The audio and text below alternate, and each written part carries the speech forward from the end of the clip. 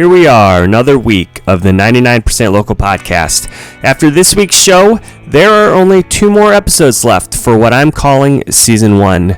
But no worries, I'll be back with new guests and new episodes after the new year. If you're enjoying this podcast, the best thing you can do is leave a 5-star review on iTunes and on Google Podcasts. If you'd like to get in touch with me, you can send me an email at 99percentlocalpod@gmail.com or message me on Facebook or Instagram at 99percentlocalpod. Also, if you'd like to catch up on past episodes, go to the website at 99percentlocalpod.com. Finally, if you'd like to contribute to this podcast, you can do that at 99percentlocalpod.com/contribute. 10% of all donations for shirts, stickers, and monetary given is given to the Jetpack Project in Spring Hill, Tennessee.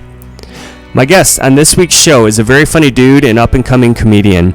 I've had the opportunity to see him twice this past year in Nashville, and he's pretty much been on the road for the better part of the last year. His name is Aaron Weber. He's a stand-up comic born and raised in Montgomery, Alabama, who eventually made his way back to the Nashville area after barely graduating from Notre Dame in 2014. Since then, Aaron has become a regular at Zanies Comedy Club and has performed in venues and clubs all over the country. In 2018, Aaron competed in the Laughing Skull Comedy Festival in Atlanta, Georgia, and helped break the Guinness World Record for longest stand-up comedy show. Aaron has toured with John Crist, Henry Cho, and Dusty Slay. He's also performed alongside Nate Bargatze, Jim Norton, Bert Kreischer, Bruce, Kathleen Madigan, and Joey Diaz, just to name a few. This coming Wednesday night, yes, this Wednesday, the 20th, Aaron is headlining Zanies Nashville for the first time and bringing along several of his friends. The doors open at 6 p.m. and tickets are $15. Head to nashville.zanies.com to pick those up. You may even see me there. You can go to Aaron's website, aaronwebercomedy.com, to check out the rest of his upcoming dates through the end of the year. And there it is. Let's get to it. Here is my conversation with stand-up comedian Aaron Weber. So where in the world are you today? I know you got a couple days off. Are you back in Nashville? Yeah, I'm back home. I got home yesterday morning, so I've just been hanging out for a couple days here in Nashville. Cool, man. And I know you've mentioned it in your routine before. So you're like in Antioch or Smyrna or something like that? I'm in Madison now.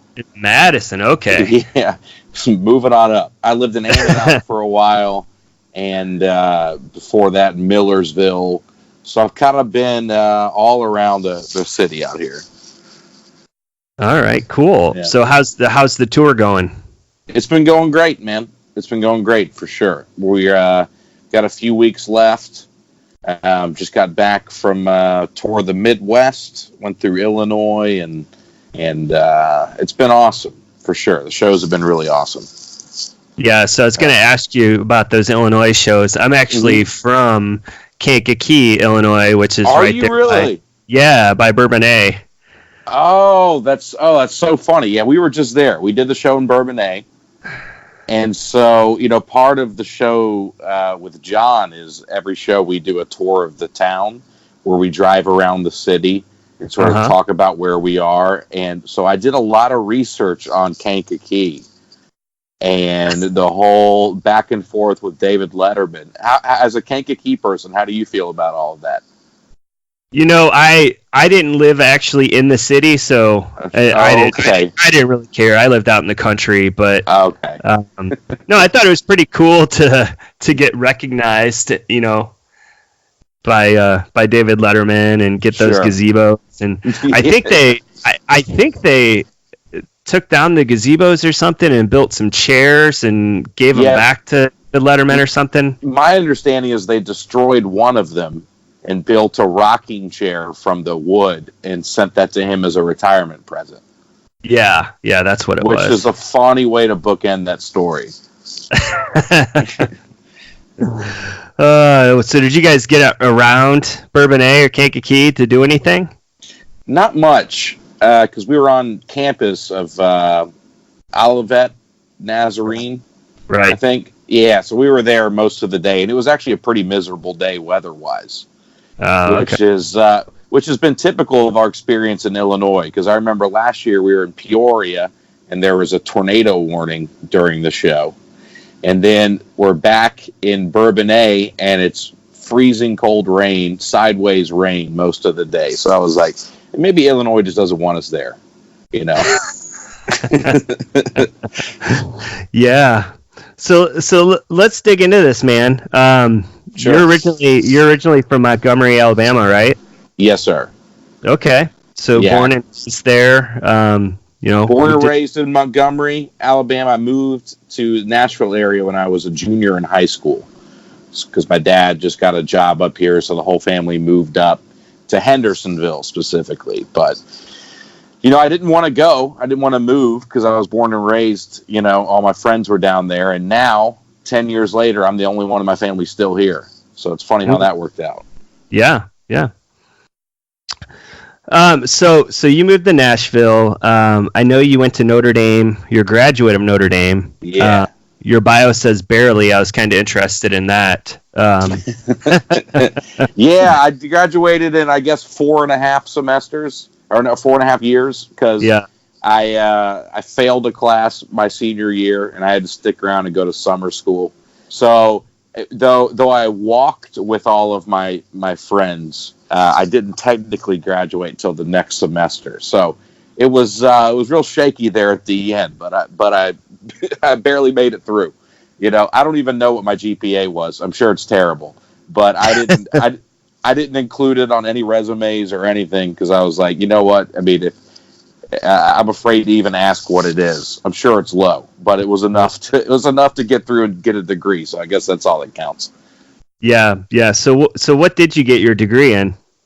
Marketing, and then I was a double major in marketing and philosophy, but the class that I failed was a philosophy class. So I think I technically only got a minor in philosophy there. So marketing and philosophy were the two things I studied. Coming out of Notre Dame and out of college, had you started doing comedy yet, or were you having your eyes on like a full-time gig, day job, or? I think so. I did a little bit of stand-up in college. We had a student group that did shows for students once a month. And I think if you would have asked me at the time, I would have told you that, hey, I'm out here doing stand-up. But I didn't even realize at the time that, that wasn't really doing comedy. So I did that for a couple years. And then when I graduated and moved back to Nashville, for whatever reason, I wasn't even thinking about stand-up. I basically took a year off. I was waiting tables, trying to find a quote-unquote real job. I did that for a while. I got an internship at a place here in Nashville, and then I got what I would consider a real job, and about a month in, I just started doing open mics and doing stand-up again because I missed it. So what originally got you to do that? I mean, did your friends come to you and be like, "Oh, you're a funny dude. You gotta do this," or? No. I think a lot of people maybe start that way. I think I probably started from more of a point of insecurity, where I was with all my friends in college and kind of my whole life have been very, very funny. I guess it's just sort of the people I like being around. And I remember in college, I thought that I was funnier than maybe my friends were giving me credit for. So I remember thinking, well, I'm pretty funny. So I remember writing some stuff and thinking I can do stand-up that way. And so that's what kind of got me into it. And I'd always been a fan of it. I'd watch it, grew up watching comics on TV and watching stand-up on YouTube and stuff like that. So I'd always been interested in it. But it is a nice, if you don't, like, I felt like some of my friends that were getting more laughs in conversation and at the bar and stuff. And I thought, man, I'm funnier than those people if you just give me a chance to write something out, So that's kind of why I started doing it. Yeah. So what guys, when you got into it, were kind of inspiring you as far as other comedians? Sure. I had 2 stand-up specials memorized front to back when I was a kid. One is Brian Regan's first album. I had that totally memorized. I remember I used to perform that for like my 4th and 5th grade classmates on field trips and stuff. And then the other one was a Comedy Central special by Kevin James called Sweat the Small Stuff. Yep. And I love it. I had that thing memorized front to back. My dad used to make me do that for the family at holidays and stuff. So those are the two that really got me into it. And then I just started digging deeper and deeper. And, now I guess some of my influences are, I think Nate Bargatze is probably my favorite comic. I think he's the best in the country. I really like Dave Attell. And then there's some other guys, Tim Dillon, Theo Vaughn, guys like that I'm into now. Yeah. There's probably a lot you don't like too, but we won't talk about that. Sure. Not many, even the ones that I don't, it's interesting how my perspective has changed, because even some of the comics that I don't necessarily like what they do, I feel like I respect a lot of them more, even though their comedy might not be for me. Do you know what I mean? Yeah. No, I follow. Sure. Yeah. Sure. Yeah. So let's talk about your stand-up shows. So I've actually seen you twice this year. I saw you at the Ryman back earlier in the year on the Human Being Tour. Nice. And then I saw you at one of John's Monday night small groups at Zanies, I think, over the summer. So, yeah. So, I love your comedy. It's funny. You have a lot of personal stories. Is that the main theme of your content and your shows, or, what else do you draw from to come up with your bits and your jokes? I'm not sure yet. Right now, I'm grabbing at anything. I think I'm still young enough in my comedy career where somebody like John, who's been doing this 12 years or so, they sort of have their voice cemented, and they kind of know the perspective they're coming from. I'm 4 years in, which is, that's a lot of doing comedy, but it's also pretty young compared to a lot of people. So right now I'm reaching at anything, man. I'll throw anybody under the bus. I'll tell a story about my mom. I'll tell a story about anybody, or something I did that's embarrassing, So I have some observational stuff, just stuff that I think is silly or ridiculous, but I found that a lot of the sort of self-deprecating, self-examination, that stuff really works for me. So, I'm just gonna keep poking and prodding at everything, and hopefully something happens. Yeah. So no, you have a joke about the chair, the theater chair that you broke. So, did that really happen? So it's loosely based on a story. So the story, The joke is about me breaking a chair at a movie theater, which then took out the whole row like dominoes. It wasn't at a movie theater, but it was at a lecture hall in college with similar seating, and that did happen. I showed up late for an exam. There's one empty seat in the front, so I sit down, and it took out the whole row of these college kids. And the worst part was that it was like a final exam, so there was no humor in the room at all. Nobody laughed. Everyone was they were like upset that there was a disturbance in the room. That made it more embarrassing. I had to get up. I got my test, and I walked out and had to take the test in the hallway outside. So. But that's a good example of all that setup is just kind of clumsy in that joke. So I just kind of turned it into a movie theater thing. Yeah. But that is rooted in a very embarrassing personal story for sure. Well, my wife has a similar story, but it involved the toilet at Busch Stadium. Oh my gosh. If you could only imagine. Oh, I can't imagine that. Yeah, that's brutal. Yeah, so that's a story for another day. Here's my weight loss goal for this. We're jumping right into it. Here's my fitness goal for this, fiscal quarter. Here's. I don't know how to put it on a calendar yet, but here's what I want to do. I want to be able to sit down in a chair with confidence.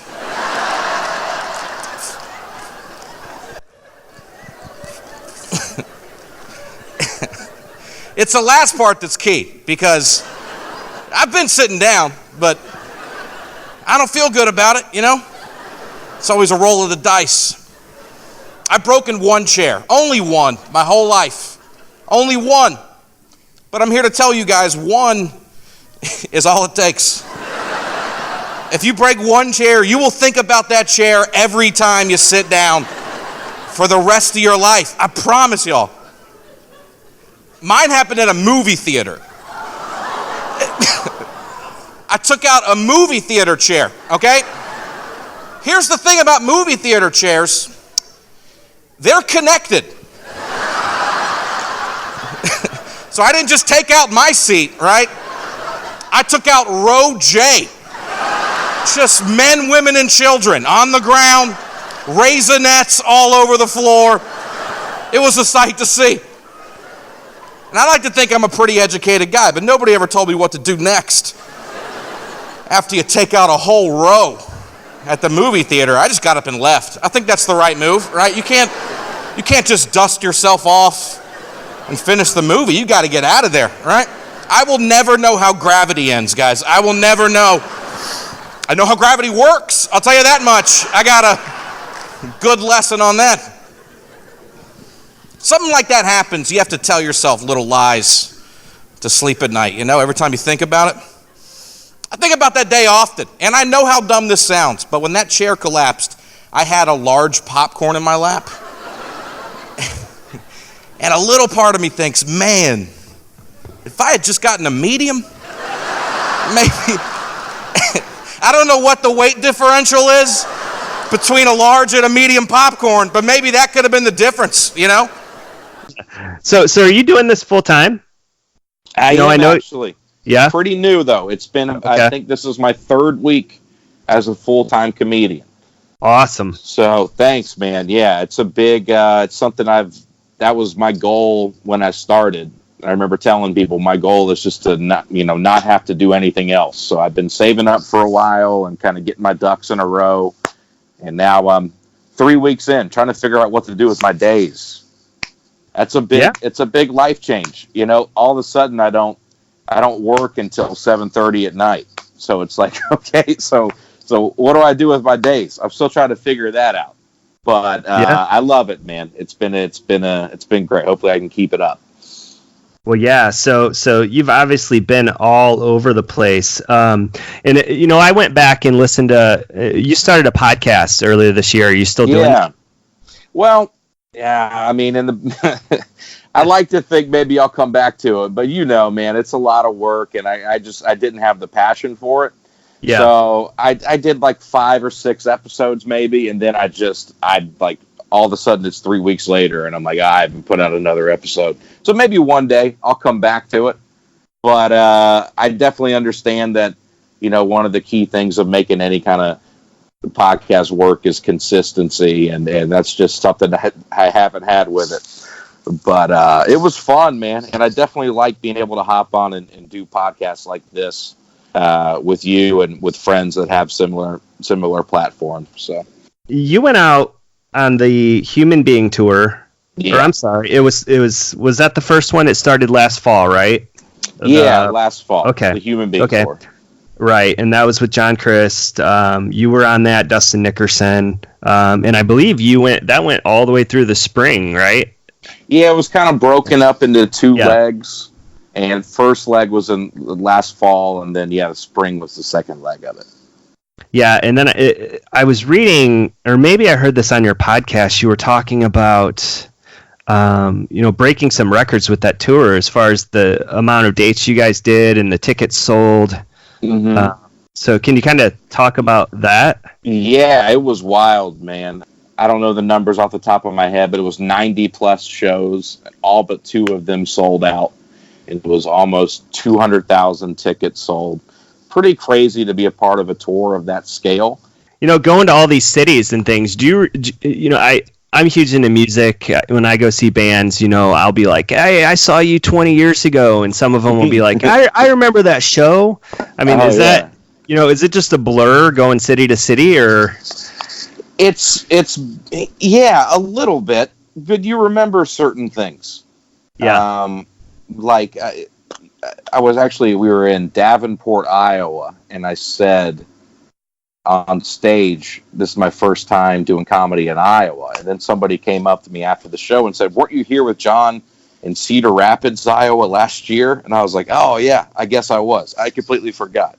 But once I remembered once I remembered that I was there, I remembered details about the show and about the city, and so it kind of came back to me that way. I think what's important is something we're trying to do more is just when we get the opportunity, is just to go out and see some of these cities, because we go all these places, and then sometimes you just, you go to bed at night and you realize I didn't even do anything in this town that I may never go back to. So I don't want to do that as much, and hopefully get to see some of even if it's just like a goofy landmark or something funny in this city that's just real quick. I'd like to go see it to help me remember some of these places and get a real experience there. Yeah, that probably wouldn't have happened in Bourbonnais. So, well, we drove around Kankakee for a while. Okay. For the tour of the town video, and I remember part of the video, which is my favorite part, is we pull up and ask somebody on the street, well, what should we do? And we asked the guy at a gas station in Kankakee, and he said, y'all just need to go to Chicago. That's what he told us. So I was like, oh man, that's perfect. Sounds about right. Yeah. Yeah. Okay, so I wanted to plug this show at Zanies you have coming up on November 20th. Oh, thanks, man. Yeah, I'd love that. You're headlining. Is this your first show at Zanies? First time headlining there, for sure. And it's kind of a big deal for me because Zanies is, living in Nashville. It's my home club. It's the first comedy club that let me showcase there, that let me host there and feature there. And now it'll be, one of the first clubs to let me headline there. So it's kind of a cool moment in my career, and I've gotten to do some pretty amazing venues with John and with some of the other guys I opened for, but this will be the biggest thing that I have headlined that I'm doing myself. So it's Wednesday, November 20th at Zanies Comedy Club. It's at 7:00. I got some great guys, local guys with me that are going to be doing the show. Renard Hirsch, who's a very funny guy. Connor Larson is going to be doing it with me. And then my friend Joe Kelly is coming in from Atlanta. So I got my friends on it with me. I'm hoping people come out, and it's going to be a great time, man. Let me ask you this. Is it easier to open for an act like you're doing now with John, or is it easier to headline? Well, there's a give and take, because if you're headlining it, then you have all of the pressure of selling tickets, and ultimately everything falls on you because it's your show and people are there expecting to see you. One of the cool things about doing shows with John or some of the other guys that are nice enough to bring me with them is they are not expecting me at all. So it's not that the bar is low, it's that there's no bar at all. So I'm just kind of bonus for people. So that's nice. But then there's also a responsibility when you're opening for somebody, is you want to set the show up well for whoever you're opening for, right? So it's a little give and take. I'm excited to headline and just get to do a longer set. That's one of the cooler parts. It's just to do, a length that you don't really get to do when you're opening for somebody. After that, what do you have going on the rest of the year? I think the current tour, the Immature Thoughts tour, goes through November, right? And then you have this show November 20th and early November. Yeah. Okay. Yeah, I've been booking out. I'm gonna be all over, man. I'm heading out to Arkansas and then down to Alabama. Just trying to fill up my calendar with whoever will have me. So I'm hopefully trying to go everywhere, dude. Awesome. So just give a plug to your website. Sure. Or should I say your MySpace? Yeah, it's AaronWeberComedy.com, which I built to look like an old school MySpace page. I built it from scratch, and I'll be honest, it's probably not a smart business decision on my part because very few people kind of get the joke of this, but it took me so long to build, and I'm kind of proud of it that I'm pretty stubborn about it. So I might just keep it for a little while. But all my dates are on there. Other stuff you can check out, AaronWeberComedy.com. Okay, and then you're on Instagram, all social media at Real Aaron Weber. Yes, sir. So, all right, man. Well, that was great. Hey, dude, thank you so much for having me, man. I'm glad we got this to happen. We're always looking for stuff to do on the road, right? And somebody told me outside the Columbus Zoo is evidently like amazing, right? Is it? It's a good zoo. I've been to not many zoos. I went to an aquarium. I went to the Great Lakes Aquarium in Duluth, Minnesota. You know, just to check it off my bucket list, right? It was sad. I don't know how an aquarium's supposed to make you feel, but it was not. It made me sad, and there was a lot of dead fish in there, and just, this is true, like sick turtles, and yeah. And then I thought maybe they're all asleep, because I don't know anything about animals, right? But there was a woman standing by the tank, and her tag said fish expert. So I walked up and I go, I know this is a dumb question, but do fish sleep? And she goes, I don't work here at night. I don't know. No. That's the fish expert.